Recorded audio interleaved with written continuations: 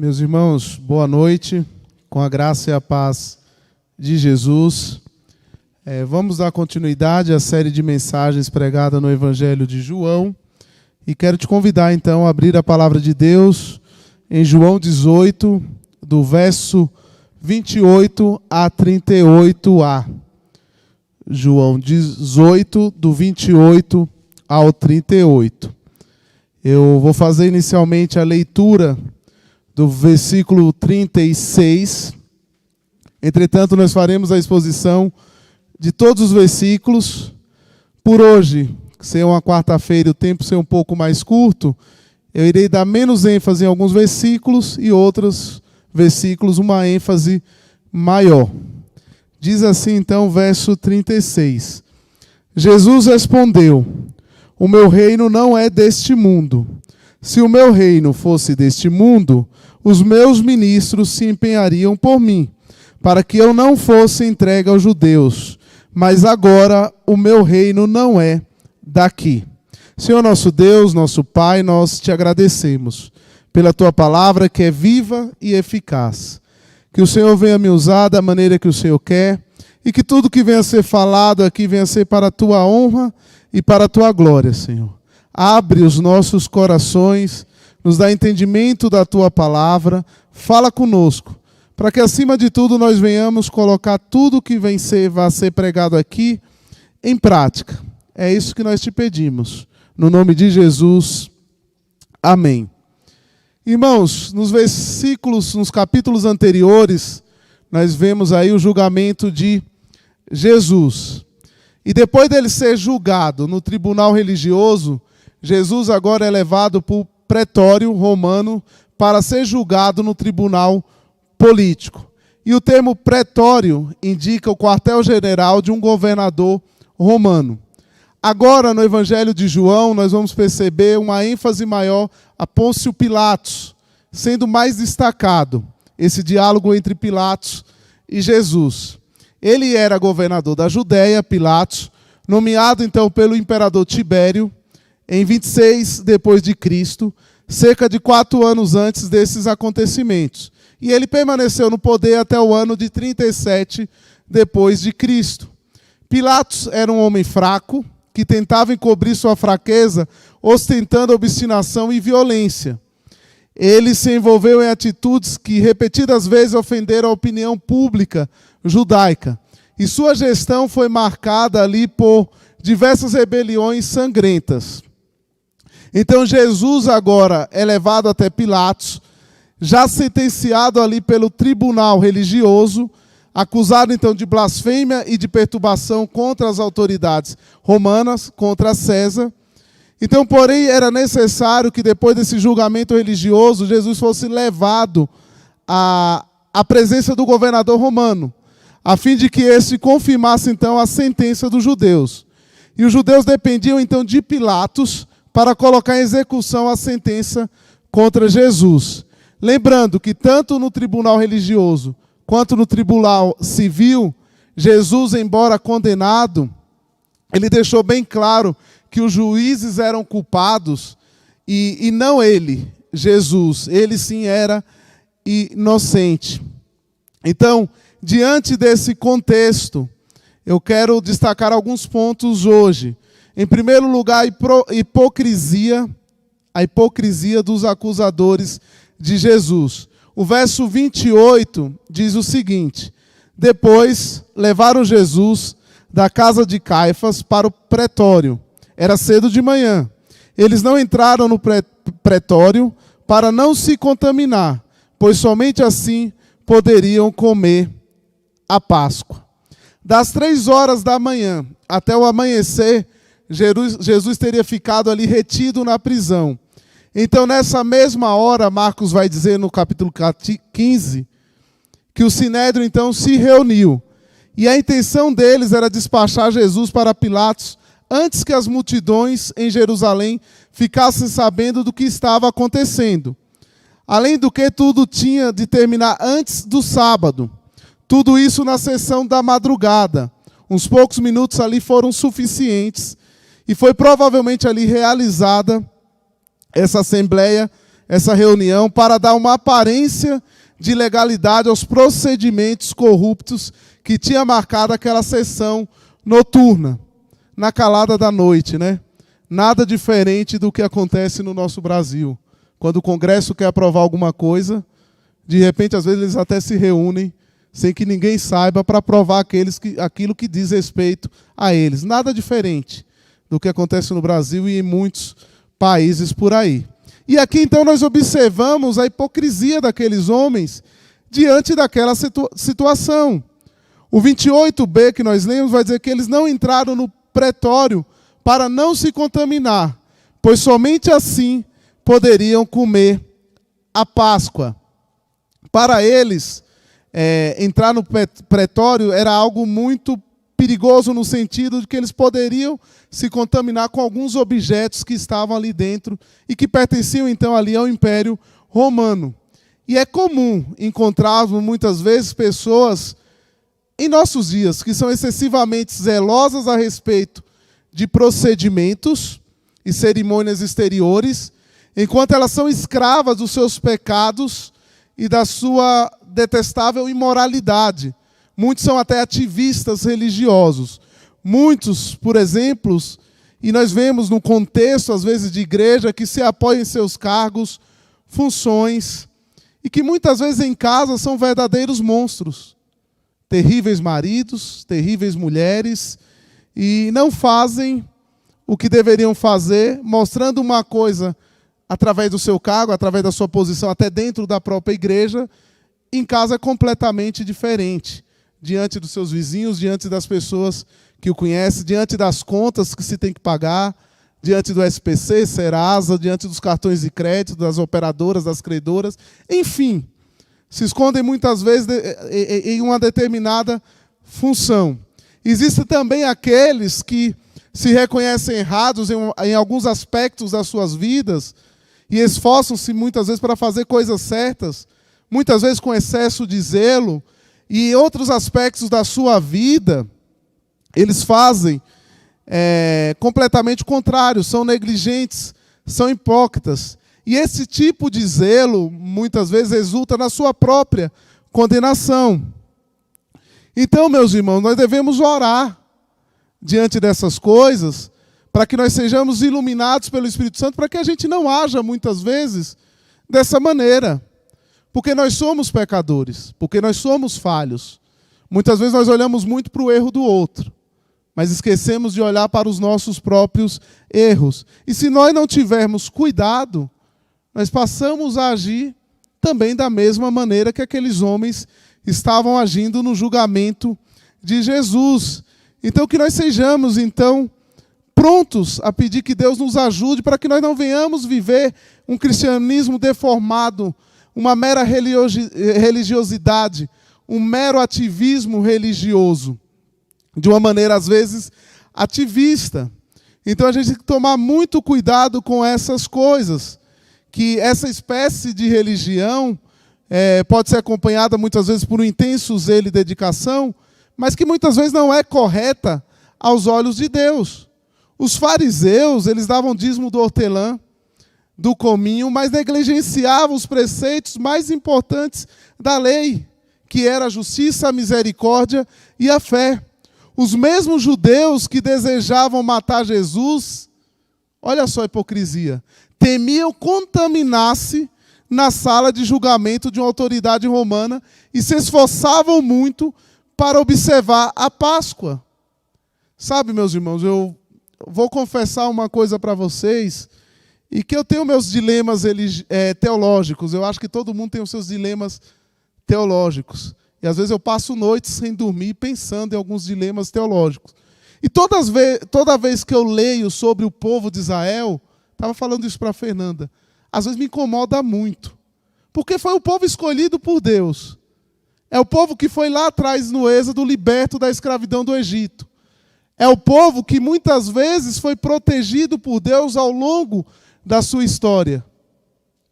É o povo que, quando eu leio, por exemplo, Romanos 11, eu vejo que Deus tem algo ainda a tratar com Israel, de uma maneira, digamos que até especial. De fato, parece, quando nós lemos a Bíblia, que de fato Deus ainda tem alguma coisa especial com Israel. Só que esse mesmo povo que muitas vezes viraram as costas para Deus, que foram idólatras inúmeras vezes, é esse mesmo povo que agora, nesse contexto que nós estamos vendo aqui, estava sentenciando Jesus. Aquele que veio para o que eram os seus, mas os seus não o receberam. Então, às vezes, eu fico extremamente, confesso para vocês, irritado com o povo de Israel. Eu não consigo entender. Às vezes eu fico bravo, eu falo, meu Deus, Deus fez tudo por esse povo. Faz até hoje, preserva esse povo. Parece-me que tem algo especial com esse povo. E esse povo normalmente vira as costas para Deus. Esse povo não está nem aí para Deus. Esse povo é um dos responsáveis por ter matado o próprio Messias, mas Deus tem algo. Então isso às vezes me irrita. Mas aí depois dessa toda a irritação, eu paro para pensar, será que nós não somos tão parecidos com o povo de Israel? Será que se Jesus estivesse nos nossos dias hoje, nós não faríamos o mesmo que o povo de Israel fez? Provavelmente sim. Quantas vezes nós somos ingratos e não rendemos graças ao Senhor pelo nosso dia, pelo nosso sustento?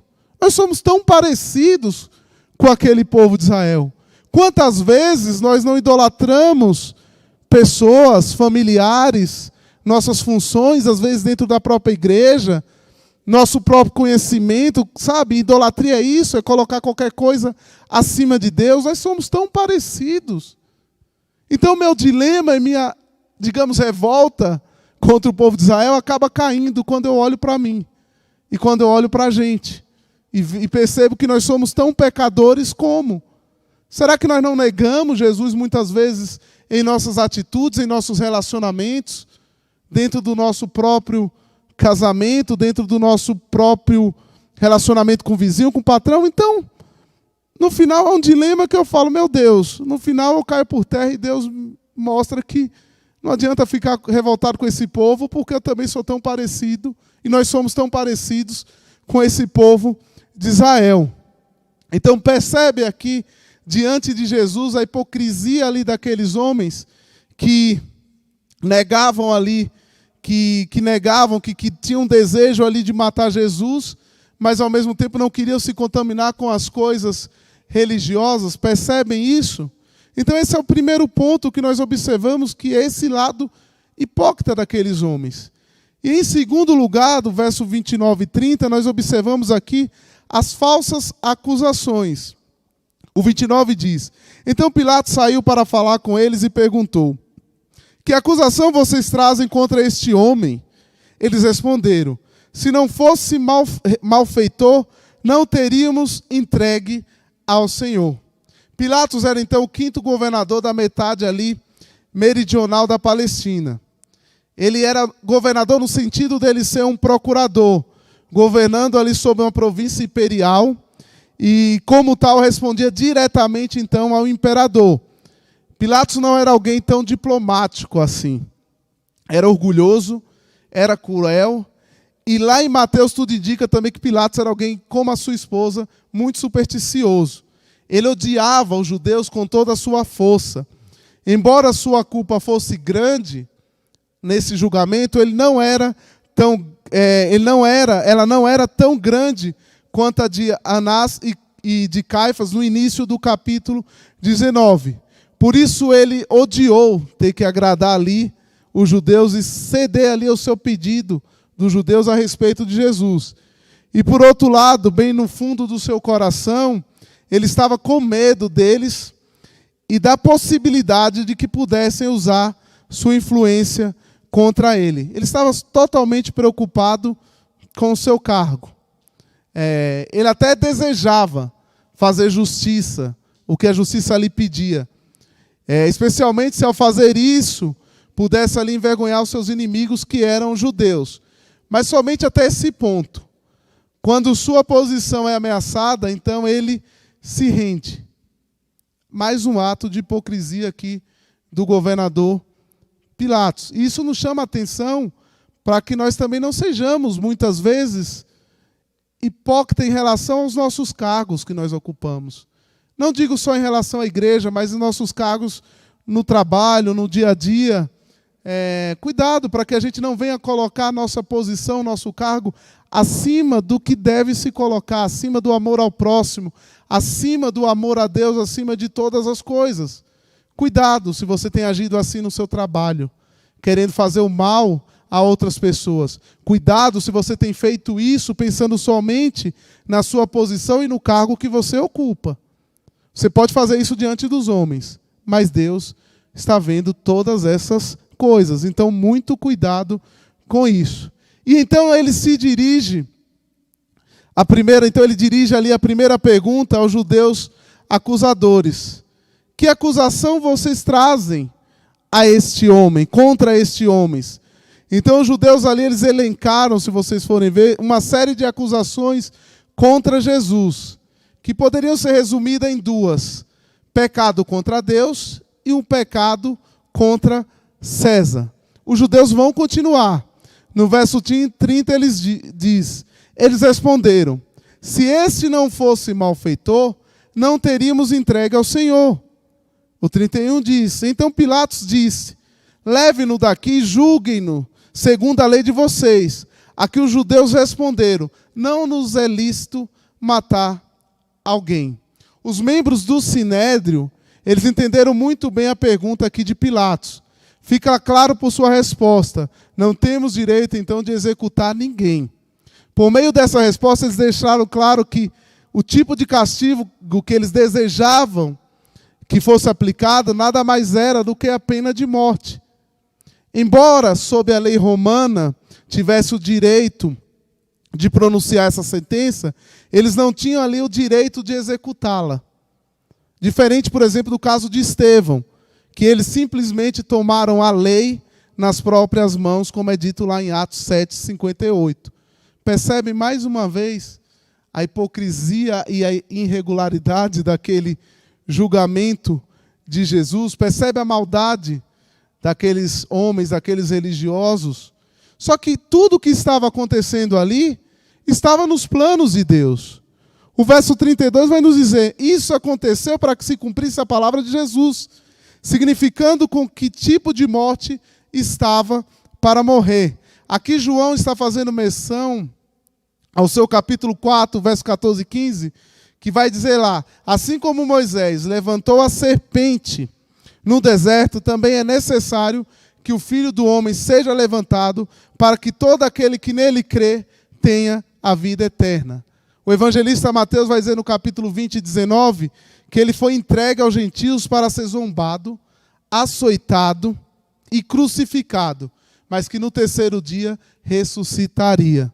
Jesus, segundo a sua própria profecia, e a fim de que ela pudesse ser cumprida, deveria morrer a morte e morte de um amaldiçoado, como foi falado lá em Deuteronômio, e quando Paulo fala também lá em Gálatas, no capítulo 3.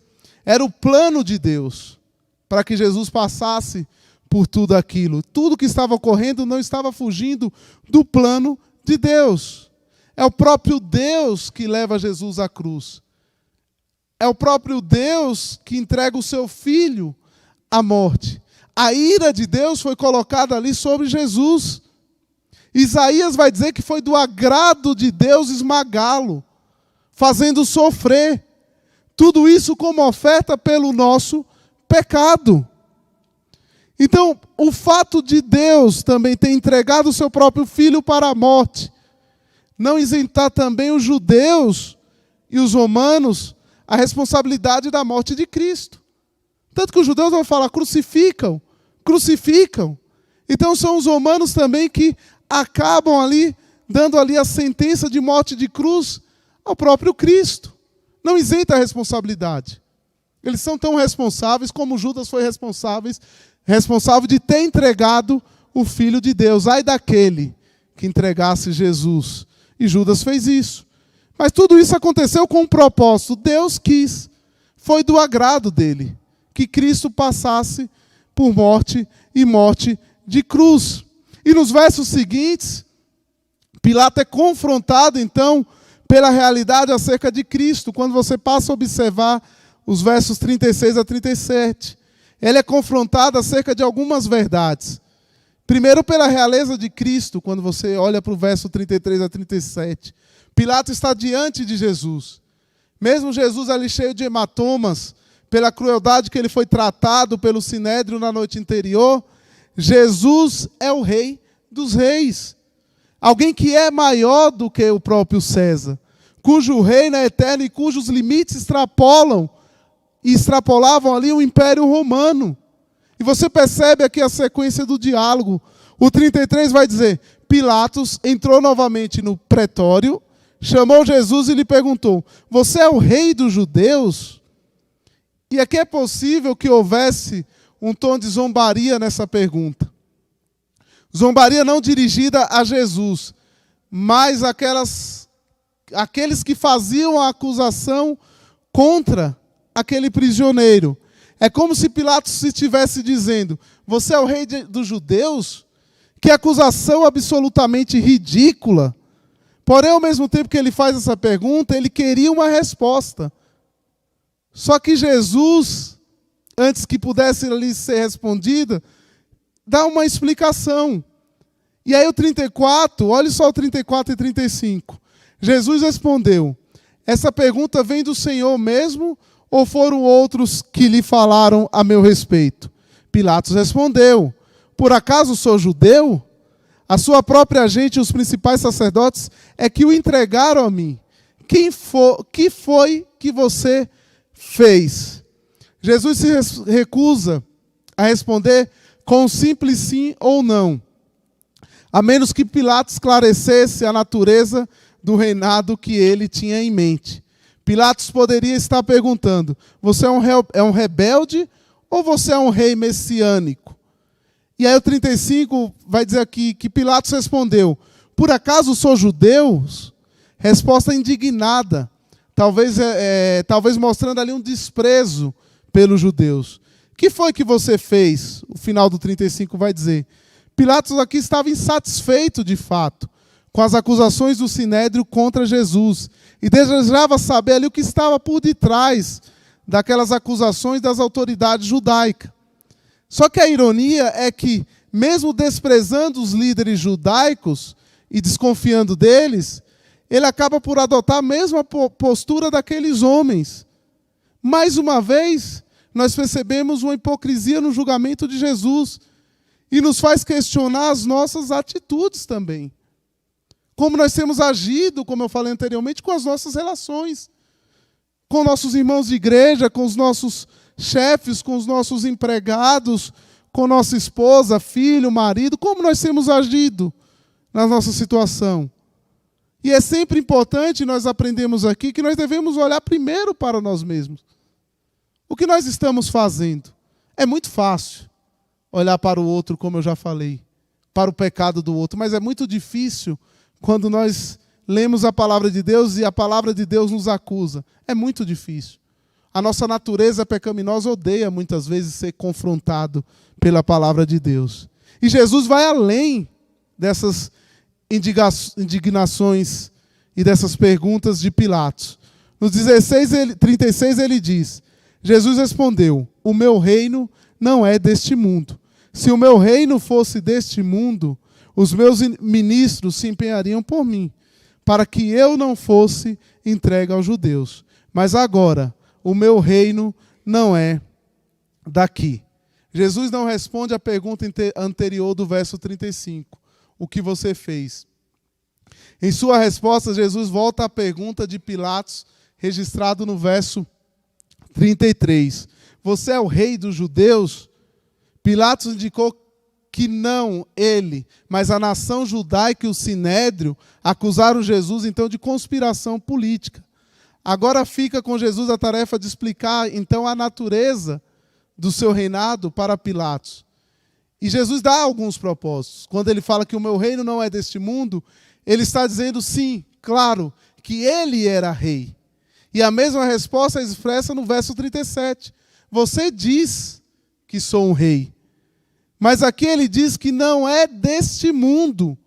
Ou seja, o reinado de Jesus vai além de um reinado terreno, ele vai de um reinado num coração, na vida das pessoas, de todos aqueles que um dia o receberam como único e suficiente Salvador. O reinado de Jesus não é como um reinado terrestre. Se o reinado de Cristo fosse como o reinado terrestre, em origem e caráter, ele teria seus ministros, seus subalternos, do mesmo modo que o Sinédrio, por exemplo, tinha. Do mesmo modo que Pilatos tinha com seus guardas romanos. E esses então estariam lutando para que Jesus não fosse entregue. Só que Jesus vai dizer que o reino dele o quê? Vai além. E aí nós aprendemos algumas coisas com isso. Mais uma lição que nós aprendemos aqui é porque tantas brigas, muitas vezes políticas. Meus irmãos, nós pertencemos ao reino de Deus, que vai além de qualquer partido político, que vai além de qualquer posição ideológica, que vai além de qualquer político, seja ele de direita, esquerda, centro-direita, centro-esquerda, como você queira chamar. O nosso rei é superior a todos esses homens.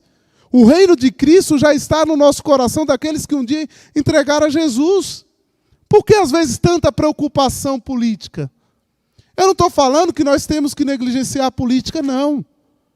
E nós devemos sempre votar de maneira consciente, olhando se as posições daquele político não são contrárias à palavra de Deus. Nós devemos observar isso.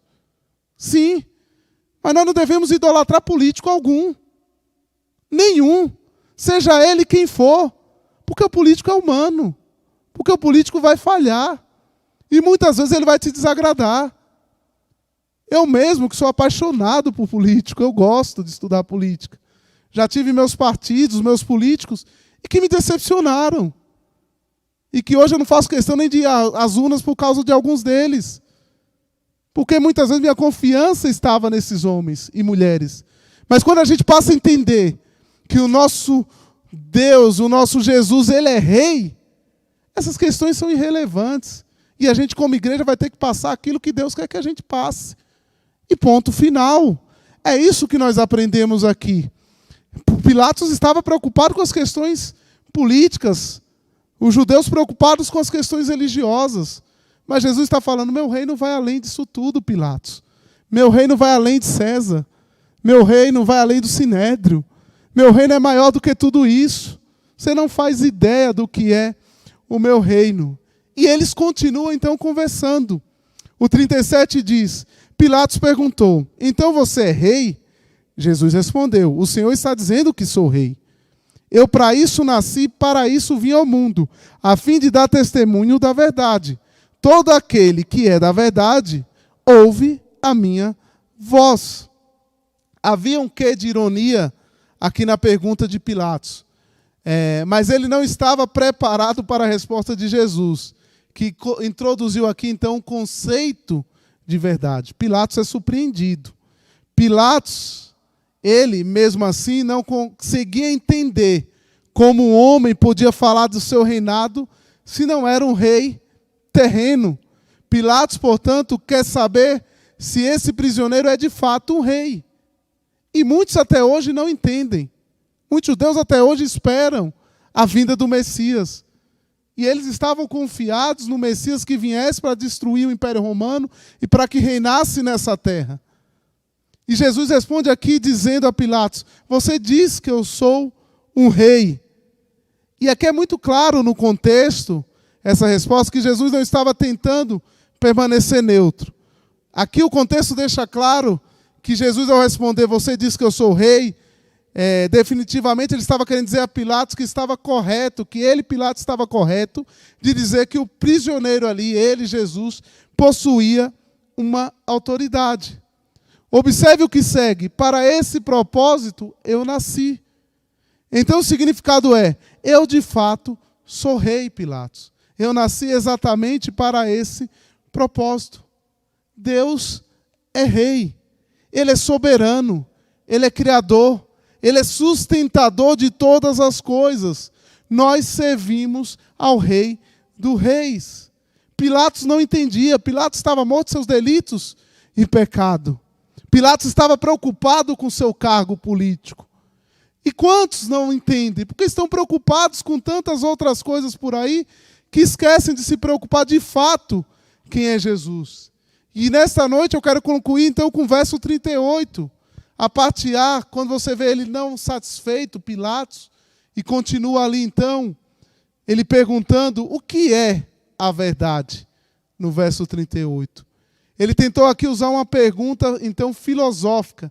O que é a verdade? E Jesus já havia dito a Pilatos, eu nasci para isso, eu vim ao mundo para isso, a fim de dar testemunho da verdade. Todo aquele que é da verdade ouve a minha voz. Muitos até hoje ainda não entendem.